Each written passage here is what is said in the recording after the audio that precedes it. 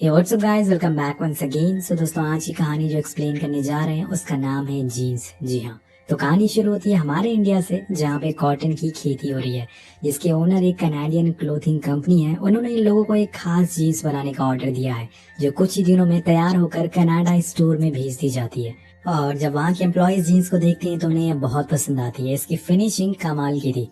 अब triple C नाम की एक क्लोथिंग कंपनी दुनिया के हर कोने में अपने कपड़े बेच रही थी, लेकिन सबसे ज्यादा इनकी क्लोथिंग कनाडा में सेल होती थी। अब एक दिन इसी स्टोर में सना नाम की लड़की आती है, जिसे जॉब की तलाश थी और उसका ये ड्रीम भी था कि वो इस ब्रांड के साथ कभी काम करे। अब सना सबसे पहले वहाँ पे काम करने वाले श्रुति नाम की लड़की के पास जाती है और पूछती है कि मैनेजर कहाँ है। अब श्रुति उसे मैनेजर के पास ले जाती है, जो कि इस समय ट्रिपल सी कंपनी को एम्प्लॉय की बहुत जरूरत थी, क्योंकि उन्हें अपना ब्रांड एक्सपैंड करना था। इसलिए वो सना को हायर कर लेते हैं और जैस नाम की लड़की के पास भेजते हैं, जो उसे काम सिखाने से साफ साफ मना कर देती है, क्योंकि वो पहले से बहुत बिजी थी। अब यहाँ सना जैक नाम के एम्प्लॉय के पास जाती है, जो उसे बताता है कि मैं तुम्हें सारा काम बता दूंगा, लेकिन इससे पहले तुम्हें हमारे ब्रांड की कोई भी चीज खरीदनी होगी। अब ये हमारे कंपनी का एक रूल है, हम इसे बदल नहीं सकते। तो सना बहुत सारी ड्रेसेस ट्राई करती है और उसके बाद उसे एक जीन्स पसंद आती है, जो वो खरीद लेती है। शिफ्ट होता है स्टोर रूम में, जहाँ पे उसी न्यू जीन्स को देखते हैं, जो कि इंडिया से बनकर यहाँ पर आई है। पर यहाँ वो कुछ मूवमेंट सी दिखाती है, शायद ये हवा की वजह से हो रहा हो। पर दूसरी तरफ हम मैनेजर को देखते हैं, जिसके रूम में उसी छोटी लड़की की पोस्टर लगा हुआ है, जिसे हमने कहानी की शुरुआत में कॉटन तोड़ते हुए देखा था। यहाँ मैनेजर खुद से ही बात करता है कि कब तक वो ऐसे ही स्टोर मैनेजर की जॉब करता रहेगा। उसे अब पैसों की जरूरत है, इसलिए कैसे भी करके उसे रीजनल मैनेजर बनना है और अब यही उसका टारगेट है। वो खुद को पूरी तरह से मोटिवेट करने की कोशिश कर रहा था। इसके बाद हम सना को वॉशरूम में देखते हैं चेंज करते हुए, लेकिन तभी वहाँ पर जेमा और उसकी एक दोस्त आती है, जिसे स्टोर रूम में एक नई जीन्स चुरा ली थी। तो जेमा अपने दोस्त को बताती है कि वो सबसे पहले इंसान बनने वाली है जो इस जीन्स को ट्राई करेगी। वो बहुत ही एक्साइटेड है और कहती है कि मुझे इसके सारे फीचर्स बहुत ज्यादा पसंद है, लेकिन उसकी दोस्त बोलती है कि अगर मैनेजर को इस बारे में पता चला तो वो तुम्हें फायर कर देंगे। तो जेमा उसे समझाती है कि तुम घबराओ मत, मैं इसे कुछ ही देर के लिए पहनने वाली हूँ। अब इसके बाद वो जीन्स को पहन लेती है, जिसके बाद हम देखते हैं कि वो शॉप बंद हो चुकी है, पर सारे एम्प्लॉय अंदर ही हैं। मैनेजर सबको बताता है कि कुछ ही देर में हमारी कंपनी के मालिक आने वाले हैं और उन्होंने बस यही शॉप चुनी है, कोई भी गलती मत करना। और हमारी जीन्स को फेमस यूट्यूबर हैलरी भी प्रमोशन करने वाली है, इसलिए कल सुबह 8 बजे से काम में लग जाना, क्योंकि कल से बवाल मचने वाला है। अब इसी दौरान हम देखते हैं कि उस जेमा को वो जीन्स कुछ अनकंफर्टेबल लगने लगती है, तो वो वॉशरूम जाती है चेक करने के लिए, उसे उतारने लगती है, लेकिन वो उल्टा और ज्यादा टाइट होने लगती है। वो बहुत कोशिश करती है उसे उतारने की। वो थोड़ी देर में इस कदर से टाइट हो जाती है कि जेमा के चीथड़े उड़ जाते हैं और उसकी वहीं मौत हो जाती है, बस एक जीन्स की वजह से। दूसरी तरफ हम कंपनी के मालिक को देखते हैं, जो शॉप पर आ चुका है। वो सबको मोटिवेट करता है, जिसके बाद वो जीन्स के बारे में काफी कुछ बताता है, जो कि कल लॉन्च होने वाली है। ये जीन्स और सारी जीन्स से बहुत ही अलग है। ये किसी भी इंसान के साइज के हिसाब से उस पर फिट हो जाती है, और हाँ, इसे वॉश करने की कोई भी जरूरत नहीं है, क्योंकि ये गंदी ही नहीं होती। अब इन सब बातों को सुनकर वहाँ के सारे एम्प्लॉय बहुत ही खुश होते हैं और कल के लिए एक्साइटेड हो जाते हैं। दूसरी तरफ वो जीन्स में तो अब मानो जान सी आ गई थी। जिसे जेमा ने पहना था, वो जेमा की लाश को ले जाकर एक दूसरी जगह रख देती है, ताकि किसी को पता ना चले, और फिर उसका गिरा खून पूरी तरह से पी जाती है।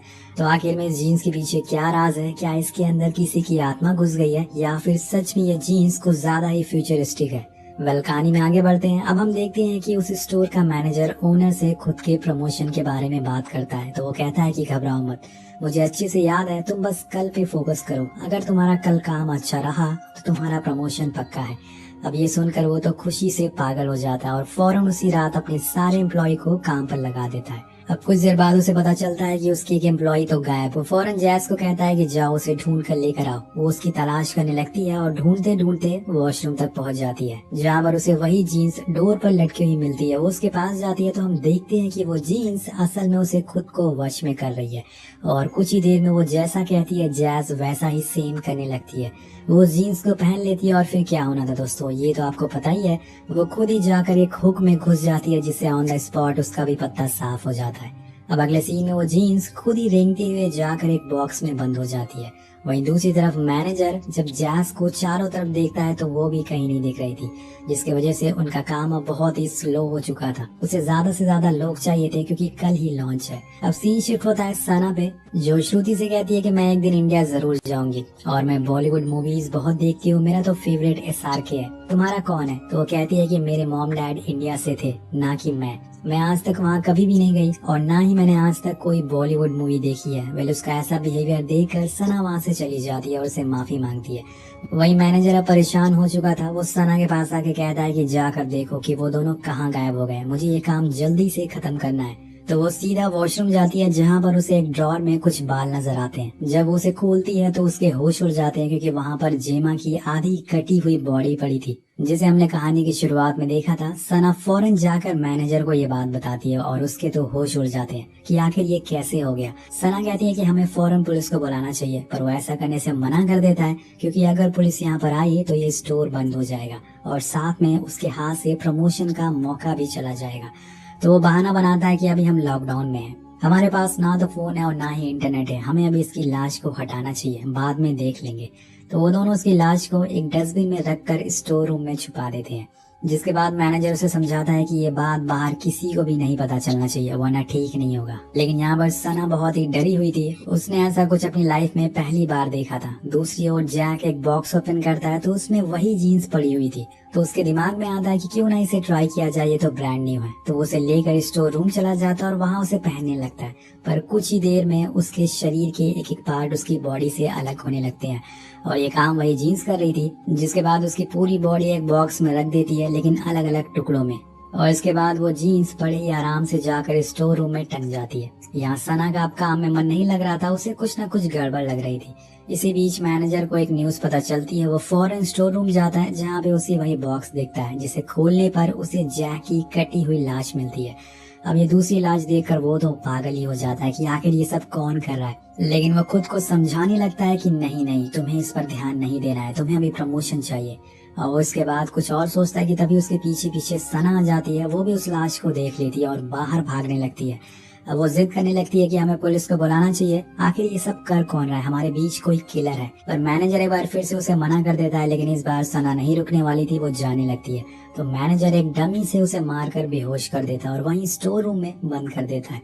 तो दोस्तों यहाँ पर उसे बस अपने प्रमोशन की पड़ी थी, वो उसे कैसे भी करके मिल जाए और इसके बाद जो भी होगा वो देख लिया जाएगा।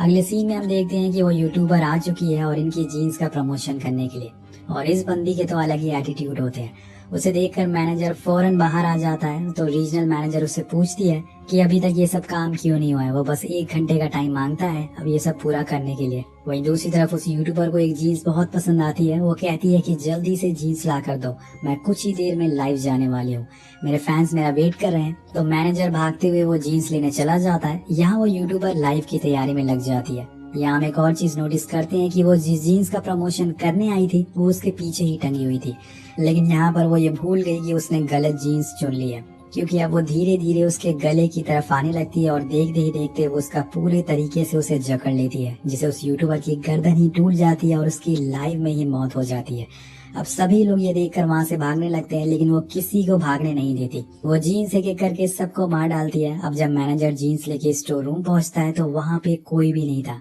सब लोग यहाँ से भाग गए थे या फिर मारे गए थे। लेकिन वहाँ पर एक इंसान मौजूद था जो की थी जीन्स, जो मरे हुए लोगों का खून पी रही थी। अब ऐसा करता हुआ देखकर मैनेजर की तो पूरी तरह से फट के फ्लार हो जाती है। वो डोर को लॉक करके वहाँ से कंट्रोल रूम में छुप जाता है, जहाँ पे पहले से रीजनल मैनेजर मौजूद थी। अब उसे छुपते हुए देखकर वो कहती है कि तुम किसी काम के नहीं हो, तुम्हें 1 घंटे का टाइम दिया था और उससे ज्यादा हो गया है और अभी तक एक भी काम ढंग से नहीं हो पाया।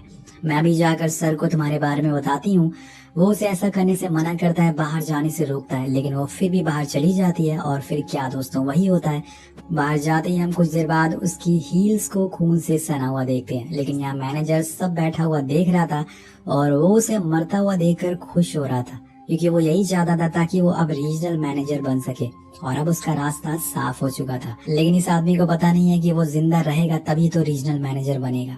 अब सीन कट होके पहुंचता है श्रुति की तरफ, जो कि डमी को ठीक कर रही होती है और बॉलीवुड सॉन्ग सुन रही होती है, जिसकी आवाज बाहर आ रही थी। अब उसके पीछे हम उसी जीन्स को देखते हैं जो उस गाने पर बड़े ही मजे से डांस कर रही थी। यार गजब की जीन्स है। वेल इसके बाद श्रुति लंच करने चली जाती है, लेकिन तभी इधर स्टोर रूम में सना को होश आ गया था। वो जल्दी से भागते हुए उस शॉप पर जाती है, लेकिन यहाँ तो तबाही मची हुई थी। ये देखकर वो हैरान हो जाती है और कुछ दूर चलने पे उसे उस यूट्यूबर का कैमरा मिलता है। जिसपे वो लाइव आने वाली थी, उसमें उसे वही वीडियो मिल जाती है जो कि उसे मरते हुए बनाई थी। वो फौरन श्रुति के पास जाकर उस वीडियो को दिखाती है। अब ये देखकर श्रुति भी हैरान थी कि आखिर ये सब क्या हो रहा है।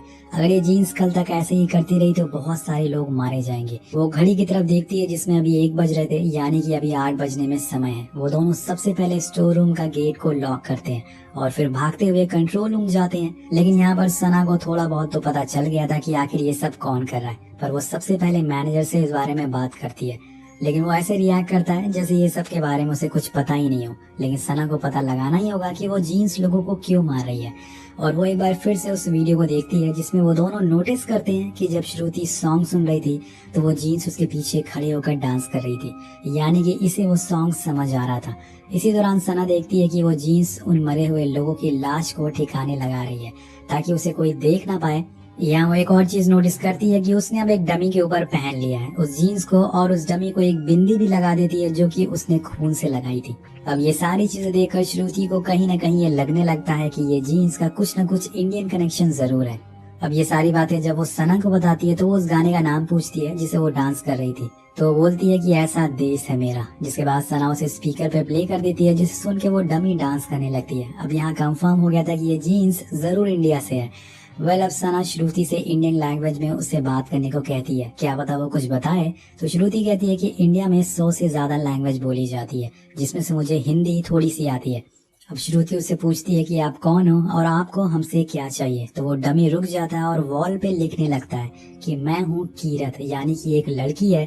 इसके बाद हमें आखिरकार इन सब के पीछे की वजह पता चलती है कि वो ऐसा क्यों कर रही है। कीरत बताती है कि वो इंडिया के छोटे से गांव से है जहाँ पे कॉटन की खेती होती है और मेरे परिवार के लोग इस कंपनी के लिए कॉटन उगाते हैं, लेकिन ये कंपनी वाले हम बच्चों से भी काम करवाते हैं। तब मैं सिर्फ 13 साल की थी। एक दिन मैं कॉटन तोड़कर उस ग्राइंडिंग मशीन में डाल रही थी और उसी दौरान मेरी साड़ी उस मशीन में फंस गई, जिसके कुछ ही देर बाद मैं भी उसमें पिस गई। और तब से लेके मैंने आज तक बस इंसाफ मांगा है और आज मुझे मौका मिला है। मैं चाहती हूँ कि ये कंपनी बंद हो जाए। उसकी ये कहानी सुनकर श्रुति और सना थोड़ा इमोशनल हो जाते हैं और मैनेजर पे बहुत ही गुस्सा होते हैं, पर इस समय उन्हें कीरत को समझाना है कि ये सब बंद कर दो। तो वो दोनों बाहर जाते हैं, उसे बात करने की कोशिश करते हैं, लेकिन तभी पीछे से मैनेजर आकर उस पर फायर एक्सटिंग्विशर चला देता है, जिससे वो वहाँ से भाग जाती है। अब इस चीज से सना मैनेजर पर बहुत चिल्लाते हुए कहती है कि आपने एक गलत किया है।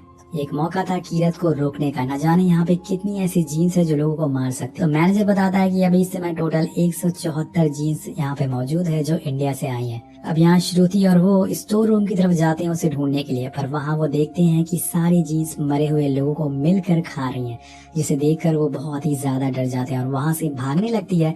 लेकिन तभी मैनेजर गेट को लॉक कर देता और कहता है कि ये कैमरा मुझे दे दो वरना तुम भी यही मारी जाओगी। पर वो दोनों कैमरा देने से मना कर देती हैं क्योंकि उसमें सबूत था। लेकिन वो मैनेजर को कैसे भी करके कैमरा चाहिए, तभी वो सबको बता पाएगा कि ये असल में उसने नहीं बल्कि एक जीन्स ने किया है। वो श्रुति को ढूंढते हुए स्टोर रूम पहुंच जाता है, तो वहाँ वो उसे कैमरा देने को कहता है, पर वो नहीं मानती। तो मैनेजर के पास कोई रास्ता नहीं बचता और इसीलिए वो श्रुति को भी मार डालता है और फिर उसे कैमरा ले लेता है। पर उसकी SD कार्ड अभी भी सना के पास थी। अब वो उसे पकड़ लेता और उसे SD कार्ड मांगने लगता है, लेकिन तभी वहाँ पर बहुत सारी जीन्स आ जाती है जो उसकी तरफ ही बढ़ रही थी। वो सना को छोड़ देता है, पर अब ये जीन्स उसे नहीं छोड़ेंगी। वो कुछ ही देर में उसके पूरे शरीर का सारा मांस खा जाती हैं और बचता है तो उसका बस कंकाल, और अब ये बनेगा रीजनल मैनेजर। कहानी आगे बढ़ती है और सना भागते हुए स्टोर पर जाती है जहाँ पे चारों तरफ बस वही जीन्स थी। अब 8 बज चुके थे और कीरत अपनी पावर से लॉक को खोल देती है, जिसे बाहर खड़ी भीड़ अंदर आने लगती है। सना उसे ऐसा करने से मना करती है क्योंकि लोगों को मार कर उसे इंसाफ नहीं मिलेगा, पर वो उसकी नहीं सुनती और देखते ही देखते सारे लोग अंदर आने लगते हैं। सना उन्हें रोकती है पर वो उसे रुकने का नाम ही नहीं लेते और वो स्टोर के अंदर घुस जाते हैं, जिसे कुछ देर बाद पूरा स्टोर व्हाइट से रेड हो जाता है। यहाँ सभी लोग मारे जाते हैं और उसके साथ साथ सना की भी मौत हो जाती है। कहानी के आखिर में हम कीरत जैसी और भी लड़कियों को देखते हैं जिनकी उम्र बहुत ही छोटी है, लेकिन फिर भी उन्हें काम कराया जा रहा है और यही कारण बनता है इन हादसों का। आपको कहानी कैसे लगी नीचे कमेंट करके जरूर बताएगा। मिलते हैं आपसे अगले वीडियो में। Peace out.